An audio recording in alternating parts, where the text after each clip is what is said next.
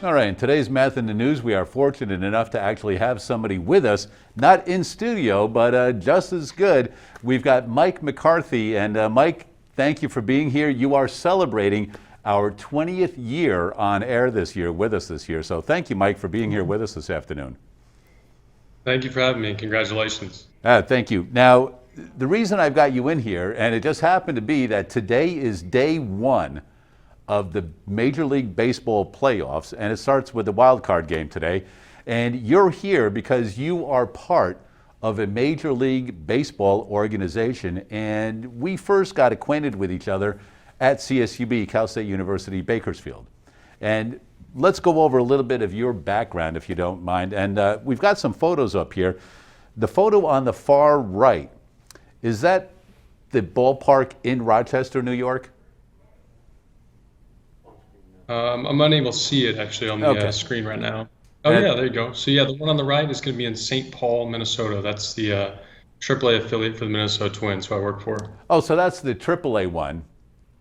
Yeah. Okay, good. And so we're going to talk a little bit about, because you were a pitcher in college, you were in the minor leagues, and you are a pitching coach for the Minnesota Twins at the AAA level.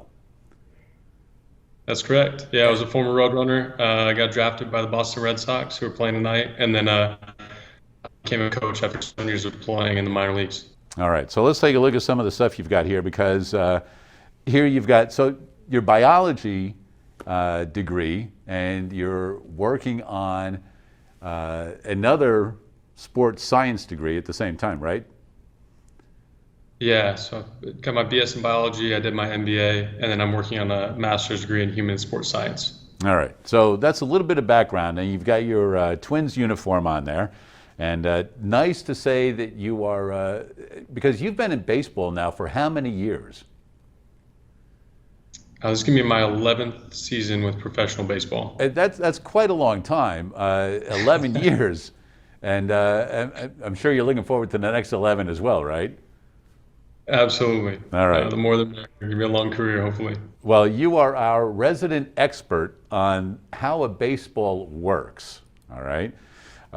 During the year, a lot of kids and adults have heard a lot about baseball and the rules and the difference in baseballs and things that have affected the way a ball performs, let's say, when a pitcher releases it.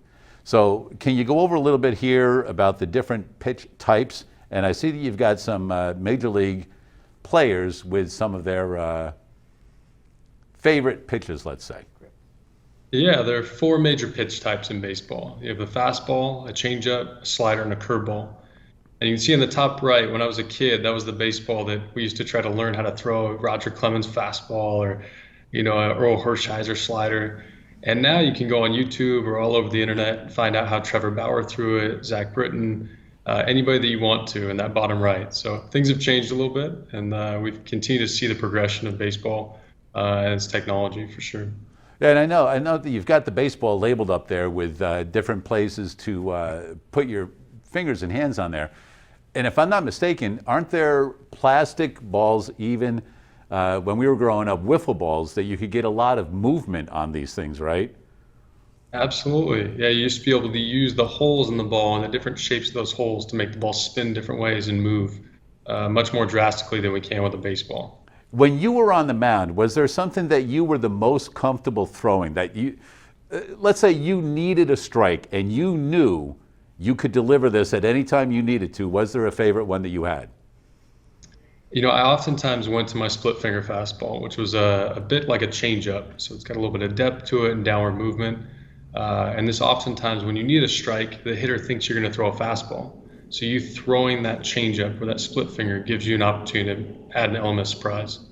Okay, and I know I'm just going a little bit off on you here right now, but this comes into some of the mind games that a pitcher and a batter can play with each other. If they know you're supposed to throw a certain pitch and you don't, that's also an advantage, correct?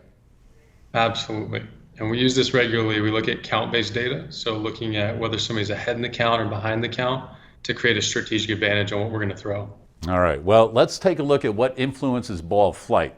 because a lot of times we heard about substances being put on a ball that would affect it.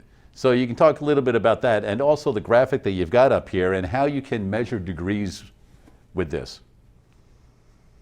Yeah, there are going to be four major factors, and the one on this slide is going to be factor is called spin axis. So you might think about this like the wings on a plane, right? As that plane tilts to the right or tilts to the left, is not going to fight gravity as easily. And so the ball spinning straight back is going to create as much vertical movement as possible. The more the spin axis turns to the side, the less vertical movement it's going to get, and the more it's going to start to drift a little more horizontally. Okay, so, and you would want that information. So as a student that is just learning the game of baseball and things like that, based on if you're facing a left-handed or right-handed hitter, these things come to effect also. Absolutely. This comes into play every single day. When we look at how that ball is going to spin, we want to use that as a strategic advantage to avoid the barrel of the bat, which is where they usually do the most damage with. All right. And as we go into the next slide here, how much time do you guys put into studying the batters as you prepare for the game? It's actually a huge part of our game. So scouting reports are something we spend a lot of time with. We have pre-game meetings, we have pre-series meetings before we play the team for 3 or 4 games. And those become really beneficial for the pitchers to determine where is the area that I can go to in the strike zone, or a pitch type that is going to perform the best and give me the most advantage to get that guy out. Okay, the next slide we've got up talking about spin efficiency. Is this the same as spin rate? This is actually different. Okay. So spin efficiency is how much the spin and the direction of the ball are in line. So you can imagine this like that plane, but now the jets, if you turn them a little bit off center, they're not quite as efficient as if they're in perfect line with the runway. They're in line with that runway, they're going to take off much easier. As they turn to the side, it's going to be much harder for that plane to take off, much less efficient. All right, we'll keep moving on.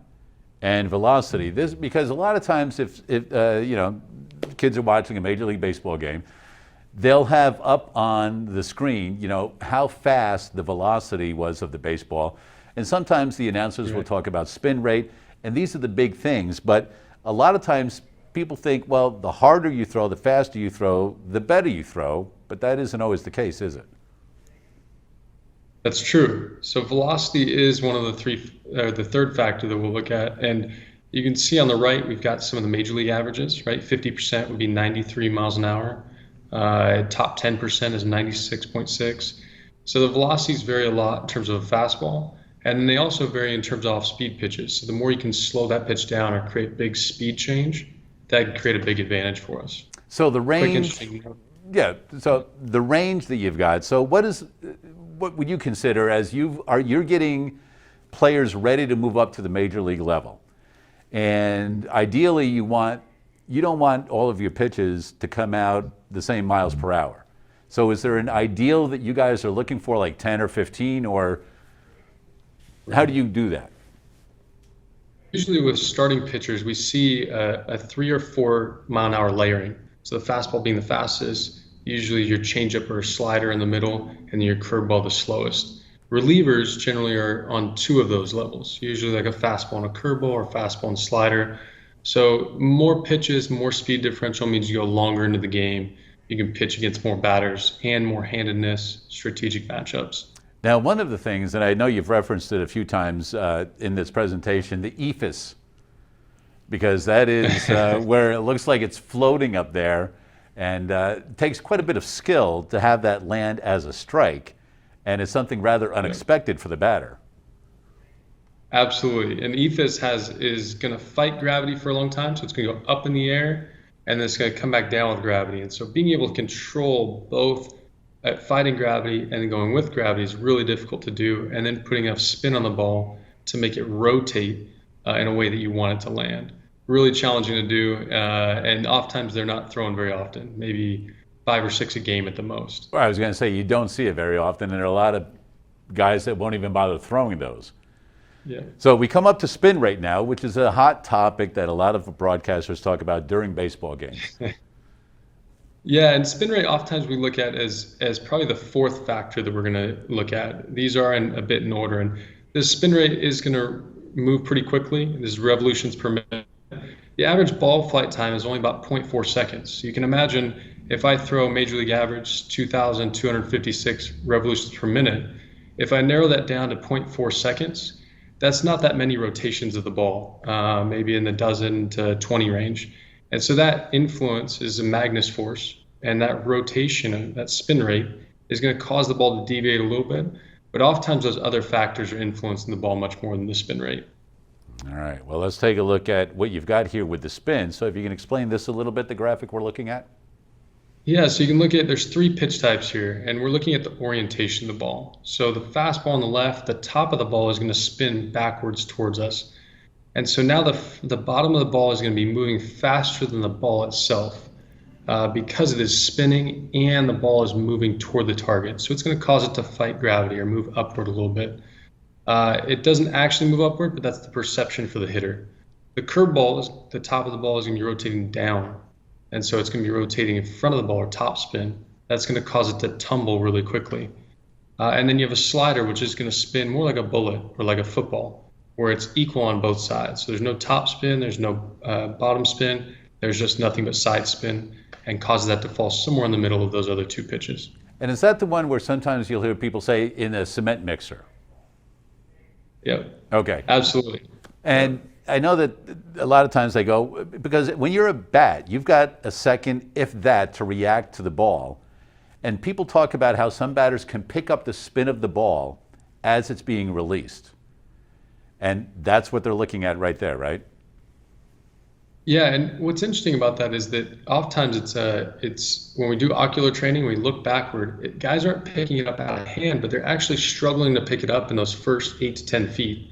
The more deception we can create by hiding the ball longer, the less they're able to pick that up.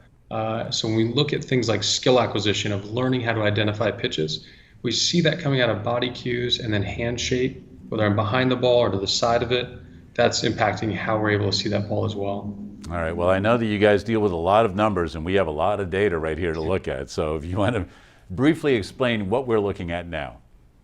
So in its rawest form, you see everything on the left. And you can imagine if I said, hey, I want you to throw a slider, and then I handed you that data, you'd say, I don't know what to do. The one on the right is going to give you a little bit more information, a little bit easier to look at, but still really challenging. And these are the information that I work off of, that I'm going to look at and determine how to help a player, to narrow it down to what's the 1 or 2 factors that I want him to try to work on. And then he takes that and starts to apply it to his game. So we take the complex and we simplify it as far as we can. All right, let's take a look at the next one. As far as movement goes, vertical, horizontal movement, if you could talk a little bit about that. Yeah, so you can think of vertical movement as moving up and down or north and south is how we to think of it. So a guy like Clayton Kershaw that has a big fastball that goes up, misses above the barrel, a big curveball that drops down quickly, those are vertical movements. And so his, you can see there on the right what would look like his movement plot. This is how that ball is spinning. If horizontal, you can think about guys go side to side. So they throw a ball and it sweeps across the zone like a frisbee to the right or to the left. That's horizontal break. And then when we look at pitch separation, we say how far apart in total, vertical and horizontal, is that? So on the right, you see on that y-axis is your vertical movement. On the x-axis is your horizontal. And we're going to measure the total distance between that fastball and curveball or fastball and slider. And that's your pitch separation. All right, nicely done. And talk about this application that we're looking at. Yeah, so this is a major league player, and what you're seeing on the left is going to be a slow motion video with the data next to it, but in simplified terms, so that he can understand how this ball is coming out of his hand. So as you see this video play, you'll see the ball come right out of his hand, and you're going to watch how this ball is spinning. See how it's spinning straight back toward us? This is a high carry or high vertical moving fastball. He's got one of the best carry fastballs in baseball. Now we cut the video for memory purposes to just see the release because we don't need to see the ball flight, but this is going to be one of the better carry fastballs in baseball. On the right is going to be the opposite. There's a curveball, and you can see how it's spinning the other direction. The top is spinning over down toward the catcher. That's got a lot of top spin, and that's going to have big depth to it. This would be very similar to what you see like a Clayton Kershaw. I know being in California and the Dodgers in the playoffs, This is a pretty similar movement of the fastball curveball combination. And movements like that make batters look ridiculous at the plate sometimes too, right?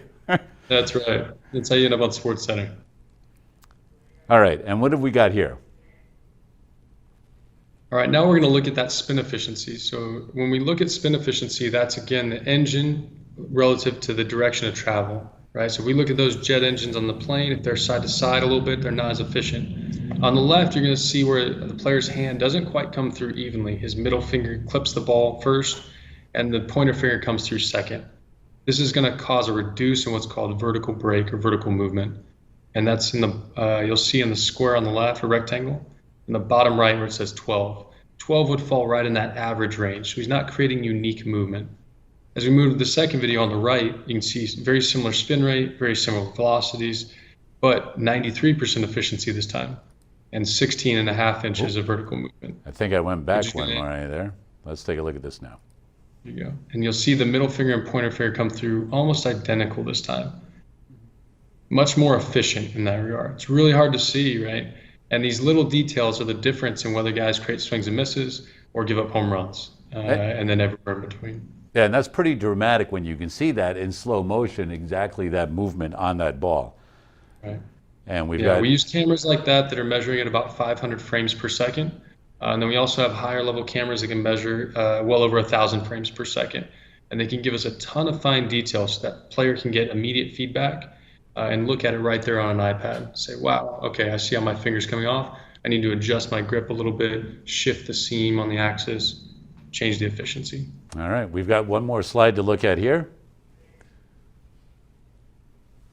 So now you've got a really unique example. And on the left, you can see a picture in 2017 and what his movement plot looks like. So the vertical movement is the y-axis, horizontal is going to be the x-axis. The red is going to be his fastball movement. And you see how it's a big spray. So a lot of horizontal movement, a lot of vertical movement. The changeup's in purple, the slider is in green, and the blue is going to be his curveball. Really complex when you look at it from this standpoint. Each of those dots represents a pitch over the course of 4 or 5 months. And you can see how random the movement can be within that each pitch type. It's really hard to know where the ball is going to go if it's moving differently every time. So this same pitcher in 2019 on the right is the exact same guy, but really understands where that thing's going to go now. And so the movement patterns are much smaller. It's much easier to throw a strike, but more importantly, to locate to a location. This pitcher went from being very league average to signing a 9-figure salary. And so he now makes over $100 million for his net salary. Wow. And plays for Mike Kushan's New York Yankees. I know how to throw a ball, right? Hey, Mike, I got a quick question for you, and I'm going to want a one answer, no explanation. As somebody on the mound, are you in favor of a robot umpire calling pitches and strikes? I am not. Okay, so you're not. Now, before I let you go, I know that you do a lot to help get these guys prepared for Major League Baseball, but you also work with them to become better human beings and citizens at the same time. So in about 30 seconds, can you briefly tell us a little bit about that? Yeah, pitch flight and ball data is great. And it's one piece of how we do our jobs. But most importantly, baseball is a game. It's a classroom, just like the class you're in right now. And it's designed to teach us life lessons. And it's designed to help us give an opportunity to make the world a better place. And every day we talk about things that go beyond the spin rate of a pitch. And we talk about the morals and ethics of life, the important things that we can be doing to make the world a better place. And I think that's a really important part of what sport represents. It's something that I'm carrying my career every single day. All right. Well, Mike, we certainly do appreciate you taking out some time. I could sit here and talk to you the entire hour about baseball and pitching and stuff like that. But I know you're busy. We're busy. We've got Ronick in studio waiting for him to do some math problems. And once again, Mike McCarthy, AAA pitching coach for the Minnesota Twins. Thank you once again. And we certainly do appreciate your time, Mike. Thanks for having me, guys. Appreciate it. All right. We'll talk to you soon.